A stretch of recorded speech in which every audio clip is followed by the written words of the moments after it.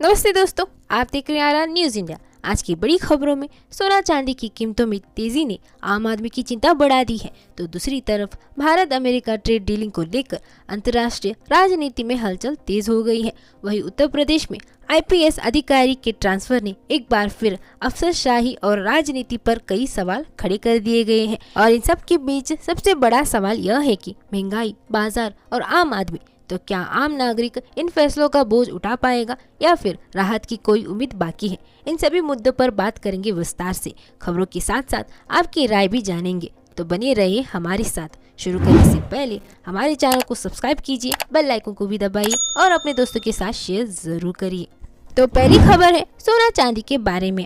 आज सोना और चांदी की कीमतों में एक बार फिर बड़ा उतार चढ़ाव देखने को मिल रहा है। खास तौर पर चांदी की कीमतों ने निवेशक और आम लोग दोनों को चौंका दिया है। ताज़ा आंकड़ों के मुताबिक चांदी की कीमतें करीब 3 लाख रुपए प्रति किलो के आसपास पहुंच गई हैं, जो हाल के महीने में एक बड़ा स्तर माना जा रहा है। वहीं सोने की कीमतों में भी पिछली गिरावट के बाद मजबूत रिकवरी देखने को मिली है। यह पूरा उतार चढ़ाव मुख्य रूप से मल्टी कमोडिटी एक्सचेंज की ट्रेड पर आधारित है, जहां अंतर्राष्ट्रीय बाजारों के संकेतों का सीधा असर भारतीय कीमतों पर पड़ता है। विशेषज्ञों का कहना है कि वैश्विक स्तर पर चल रही आर्थिक अनिश्चितता, डॉलर की मजबूती, कमजोरी और भू राजनीतिक तनाव सोने चांदी की कीमतों पर लगातार प्रभावित कर रही है। इसी बढ़ती कीमतों का सबसे बड़ा असर शादी ब्याह की त्योहारों में लगे परिवारों पर पड़ रहा है, जहां सोना खरीदना अब पहले से कहीं ज्यादा महंगा हो गया है। वहीं दूसरी ओर निवेशक वर्ग इसे सुरक्षित निवेश के रूप में देख रहे हैं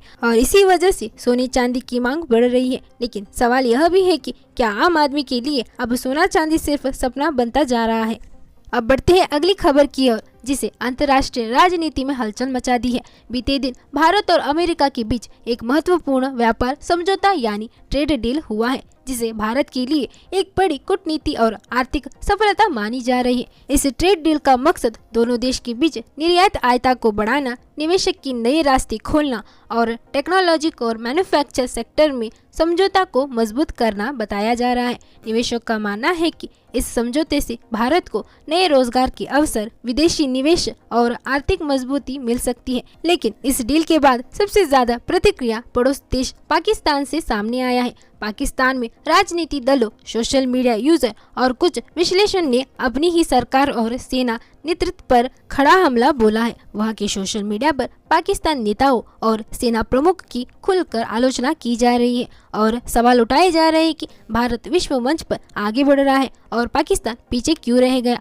राजनीति जानकारों का कहना है कि भारत अमेरिका की यह नजदीकी दक्षिण एशिया की राजनीति में ताकत का संतुलन बदल सकता है। भारत की बढ़ती वैश्विक भूमिका अब सिर्फ आर्थिक ही नहीं बल्कि रणनीति रूप से भी दुनिया के सामने साफ दिखाई दे रही है। और आपके अनुसार भारत अमेरिका ट्रेड डील क्या वाकई देश के आम नागरिक को फायदा पहुंचाएगा या इसका लाभ सिर्फ बड़ी कंपनियों तक ही सीमित रहेगा? कमेंट में अपनी राय जरूर बताइए। और अगली खबर है उत्तर प्रदेश की। राज्य सरकार ने 24 आईपीएस अधिकारियों की ट्रांसफर का फैसला लिया है, जिसे कानून व्यवस्था और प्रशासनिक रणनीति दोनों से जोड़कर देखा जा रहा है। इस ट्रांसफर में कई जिलों के पुलिस कप्तान, वरिष्ठ अधिकारी और अहम पदों पर तैनात अफसर शामिल है। सरकार का कहना है कि यह फैसला बेहतर प्रशासन, सख्त कानून व्यवस्था और अपराध पर नियंत्रण के उद्देश्य से लिया गया है। लेकिन जैसे ही इन ट्रांसफर की सूची सामने आई, राजनीति गणनीति में चर्चा तेज हो गई। विपक्ष दलों ने आरोप लगाया है कि ये ट्रांसफर राजनीति दबाव और चुनावी रणनीति के तहत किया गया है, जबकि सरकार ने इस आरोप को सिर से खारिज कर दिया है। राजनीति विश्लेषणों का मानना है कि उत्तर प्रदेश जैसा बड़े राज्य में आईपीएस अधिकारी ट्रांसफर हमेशा सिर्फ प्रशासनिक नहीं बल्कि राजनीति संदेश भी होता है। कुछ विशेषज्ञों का कहना है कि बार बार ट्रांसफर से अफसर सही पर दबाव पड़ता है और लंबे समय की योजना बनाने में दिक्कत आती है। वहीं दूसरी ओर सरकार समर्थकों का तर्क है कि अगर अधिकारी अपेक्षा के मुताबिक काम नहीं करेंगे तो बदलाव जरूरी होता है। इस बीच देश के अन्य हिस्सों में भी राजनीति फैसले और प्रशासनिक निर्णय को लेकर हमागमी बनी हुई है। कई नीतियां बदलाव पर सवाल उठा रही है तो कई सरकारी फैसलों को जनहित में बताया जा रहा है। तो यह साल प्रशासन और राजनीति दोनों के लिए काफी अहम साबित हो रहा है। तो आपके हिसाब से क्या इतने बड़े स्तर पर आईपीएस अधिकारी के तबादले कानून व्यवस्था को मजबूत करती है या फिर इससे सिस्टम पर राजनीति दबाव बढ़ता है?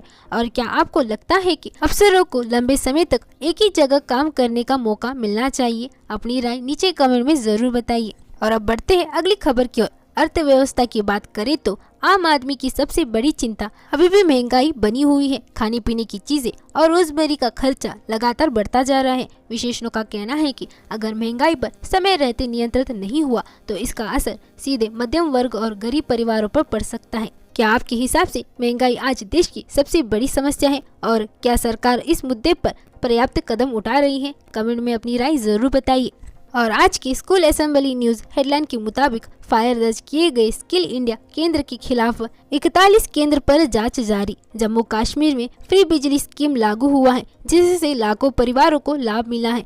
तो दोस्तों ये थी आज की खबर। अगर आपको ये न्यूज बुलेटिन पसंद आई हो तो वीडियो को लाइक करें, शेयर करें और हमारे चैनल को सब्सक्राइब करना ना भूलें। तो मिलते हैं हम आपसे ऐसे ही अपडेट के साथ। जय हिंद, जय भारत।